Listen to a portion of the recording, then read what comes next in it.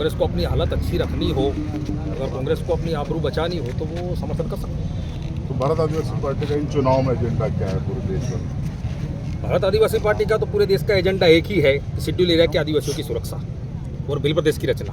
तो schedule area जहाँ जहाँ भी शेड्यूल 5 इलाका है वहाँ पर भारत आदिवासी पार्टी इस लोकसभा चुनाव में 22 सीटों पर आज की तारीख में लड़ रही है। आने वाले समय में 2-4 सीटों पर और भी लड़ेगी। तो शेड्यूल एरिया की सुरक्षा मेन मुद्दा है।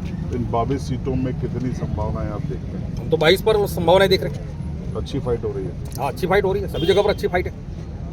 अब मध्य प्रदेश में भी आप देखोगे तो मंडला है, दमोह है, बैतूल है, धार है, या तो फिर ये अपनी रतलाम झाबुआ है, वहाँ पर फाइट में है हम। लेकिन आपके एमएलए साहब नहीं दिख रहे हैं इस फाइट में। हाँ, एमएलए साहब नहीं दिख रहे, वो मैं उसका जवाब मैं अभी आपने पूछा बालू सिंह जी को, तब मैं देने वाला था भाई। उसको मंडला की जिम्मेदारी सौंपी गई है। मंडला जो गोंडवाना इलाका है वहाँ पर इस बार पहली बार भारत आदिवासी पार्टी के कार्यकर्ता गए हैं और कमलेश्वर जी को वहाँ पर प्रभारी बनाया गया है और उनको वहाँ की जिम्मेदारी सौंपी गई है कि वहाँ पर सही से नामांकन हो और चुनाव हो। इसलिए कमलेश्वर जी आज नहीं है। वहाँ मतदान हो चुका है 4 दिन पहले। हाँ, 4 दिन पहले, लेकिन वो उसके बाद भी तो काम होता है ना, ऐसे थोड़ी छोड़ देंगे वो, जिसकी जिम्मेदारी पूरी करनी पड़ेगी उनको। लेकिन वो है हमारे साथ, भारत आदिवासी पार्टी के आज के देश के चहीते एक एमएलए। क्या शुभ नाम है आपका? मेरा नाम राजेंद्र मेड़ा है। तो मेड़ा जी, क्या संभावना है आप पार्टी की इस पूरे क्षेत्र में? सर, हम लोग हमारे क्षेत्र समुदाय के बीच में हैं, उनसे जुड़े हुए हैं और ऐसे कई मुद्दे हैं जो जनता के बीच में जाएंगे और उनको हकीकत से अवगत करवाएंगे और इन जुमलेबाजी नेताओं के जो वादे हैं उनसे रूबरू करवाएंगे। और बीजेपी का जो एजेंडा या फिर जो नारा है को लोग लेके चल रहे हैं कि इस बार 400 पार, तो कहीं ना कहीं हमारे भोले वाले क्षेत्र की जनता को हम लोग अवगत कराएंगे कि 400 पार वाला नारा कहीं खाद्य तेल की ओर तो इशारा नहीं कर रहा है या फिर पेट्रोल की ओर तो इशारा नहीं कर रहा है। इससे हम लोग हमारे क्षेत्र समुदाय को अवगत करवाएंगे। उम्मीदवार के रूप में बालू सिंह जी का प्रदर्शन कैसा होने की उम्मीद है? मैं शरद डोडियार, जिला पंचायत सदस्य रतलाम। और जो आपने सवाल किया है कि सर ने जो धरातल पर जो मेहनत करी है, जैसे कि आज हमारे सेलाना विधानसभा में जो मेहनत पूरी रंग लाई है और यहाँ पर जो मेहनत कर रहे हैं और धरातल पर हमारे जो कार्यकर्ता हैं वो यहाँ पर भी नहीं आकर भी वहाँ काम कर रहे हैं, इसलिए हम लाखों वोटों से जीतेंगे। ये रतलाम जिले को बीजेपी मानती कर रही है सबसे ज़्यादा लीड हमको वहाँ मिले, आपको क्या उम्मीद है? रतलाम जिले से लीड कैसे मिलेगी? ओनली एक सीट है उनके पास, दूसरी सीट में हम सेकेंड रहे हैं, एक सीट हम जीते हुए हैं, तो ये संभव ही नहीं है ना, किस हिसाब से होगा? आपका क्या शुभ नाम है? क्या लगता है आपको ये चुनाव कैसा होने जाना है? क्या तीनों दलों के बीच में बराबर फाइट होगी? हम तो रतलाम जिले से हम बोलना चाहे, हम तो जीते हुए हैं, हमारे तो उत्साही है, हम तो बोल ही नहीं सकते, हम तो जीते जिताए वहाँ से। वो तो हम तो उत्साही के साथ तो मेहनत करेंगे और भाई को हम विजय दिलाएंगे। मुख्य लड़ाई किससे मानते हैं, बीजेपी या कांग्रेस? दोनों से मानते हैं। और क्या, बीजेपी तो हमारे लिए कितना कर रहे हैं आप सब देख रहे हैं कि लाइन पे ही लोग पड़े हुए हैं, कितने लोग, तो फिर अब सोचना पड़ेगा। आपको क्या लगता है?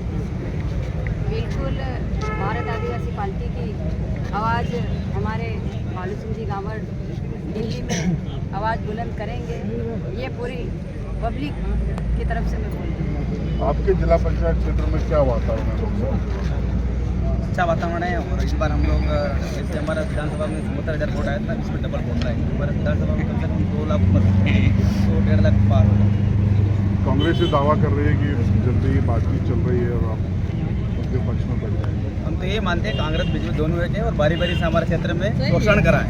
और आप देख ही रहो कि मणिपुर की घटना देख लो, आप देवास की घटना देख लो, आए दिन जो घटना घट रही है और विपक्ष से दबा हुआ है पूरा। तो भारत आदिवासी बड़ी दमदारी से लड़ेगी। हाँ, वो तो हाँ दमदारी लड़ेगी और लड़के जीतेंगे और कांग्रेस जो भाजपा के जो मुखालते वो दूर कर देंगे। और एक जो नारा है उनको कि हम 400 पार है, वो 400 पार नहीं, वो तड़ी पार है पूरे के पूरे। तो क्या मुद्दा रहने वाला है आपके साथ? सबसे पहले तो आपके चैनल को वो हमारे आपको बहुत बहुत धन्यवाद माननीय भदौरिया जी, आपका काफ़ी हो चीज़ें हैं और आपके चैनल को हम देखते रहते हैं, सब्सक्राइब भी करते हैं। अरे पानी में जी, आप जो बता रहे हैं कि किस मुद्दे को लेकर आपको इलेक्शन, देखो आपको अच्छी तरह पता है लोकतंत्र में सबका अधिकार होता ही है। आज काफ़ी समय से कांग्रेस बीजेपी आज यहाँ पर कई बार मंत्री रह चुके हैं, कैबिनेट मंत्री रह चुके हैं। आप मुझे बताइए सबसे ज़्यादा अगर पलायन पर जाते हैं तो यही झाबुआ, अलीराजपुर, जोबट और रतलाम। आज की स्थिति ये है, एक एक घर पर जाके देख लो ताला लगा हुआ, एक ही व्यक्ति एक घर पर मिलेगा। क्यों? क्योंकि वो जॉब पे नहीं गया, वो मजदूरी तिहाड़ी पे गया हुआ।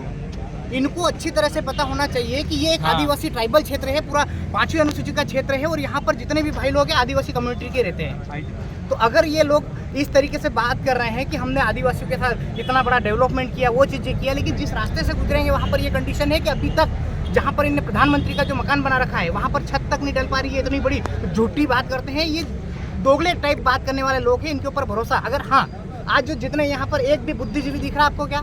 सारे के सारा युवा इसलिए खड़े हैं, ये पढ़े लिखे एजुकेटेड है, BA MA MCOM कर करके घूम रहे हैं और बेरोजगार। आज तो देखो ना, इतने समय से ये पार्लियामेंट के अंदर जीत के जा रहे हैं, मंत्री बड़े बड़े चीज़ें रहे हैं, कांतिलाल जी भूरिया जी रहे हैं और गुमान सिंह जी भी रहे हैं, लेकिन आज तक बैकलॉग पदों की भर्ती के लिए आज तक आवाज़ उठाई क्या इनने? अगर आज इस तरीके से आवाज़ उठाते तो हमको यहाँ पर मैदान में आने की जरूरत ही नहीं थी। आज सारे के सारे युवा उनके समर्थन में रहते हैं। कहीं ना कहीं उनकी गलती है, कहीं ना कहीं इन चीज़ों को हमको दोहराना नहीं चाहिए, क्योंकि सबसे बड़ी गलती है उनकी कि सिर्फ एक बार इलेक्शन जीतने के बाद 5 साल तक इन चीज़ों को भूल जाते हैं कि होंगे युवा। आज अगर इतनी अच्छी क्वालिफिकेशन, इतनी अच्छी क्वालिटी अगर हमारे अंदर रहती तो आज हमारे जितने भी बेरोजगार युवा है आज भटकते हुए पूरे रतलाम, यानी कि यहाँ से 160, 70, 200 किलोमीटर से यहाँ तक आने की जरूरत नहीं पड़ती हमको। तो आपने सुना भारत आदिवासी पार्टी के तमाम जिम्मेदार पदाधिकारी